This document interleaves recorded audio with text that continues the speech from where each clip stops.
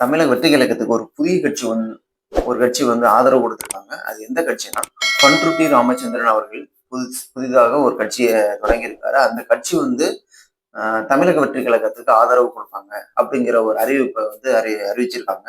இது ஒரு பாசிட்டிவான விஷயமா தாவேக்காவுக்கு பார்க்கப்படுது. ஏன்னா, பண்ருட்டி ராமச்சந்திரன் அப்படிங்கிற நபர் அஹ், எம்ஜிஆர் காலத்துல இருந்து, ஜெயலலிதா காலத்துல இருந்து வந்த அவர் அதுக்கப்புறம் தேமுதிக ஆரம்பமான போது தேமுதிகவுல போயிட்டு பணியாற்றி இருந்தாரு. அதுக்கப்புறம் அவர் வெளியே வந்துட்டாரு. எந்த கட்சியிலும் இல்ல.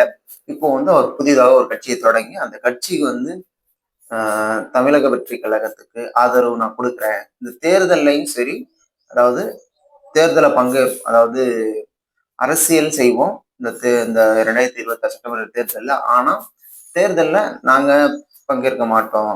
அதாவது நிக்க மாட்டோம். யாராச்சும் விருப்பப்பட்டு அவங்க நீங்க நிக்கணும்னு சொல்லி கேட்டா, அது அவங்க சின்னத்திலே நின்னுக்கலாம்.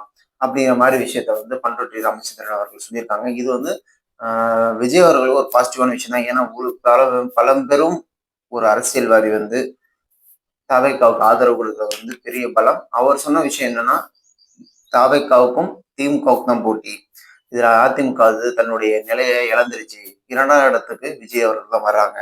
அப்ப அவங்க 2 பேருக்கும் போட்டி கடுமையா நிலவ போகுது. இதுல யார் வின் பண்றாங்கிறது மக்கள் கையில இருக்கு அப்படிங்கிற ஒரு விஷயத்த பண்ருட்டி ராமச்சந்திரன் அவர்கள் சொல்லியிருக்காங்க.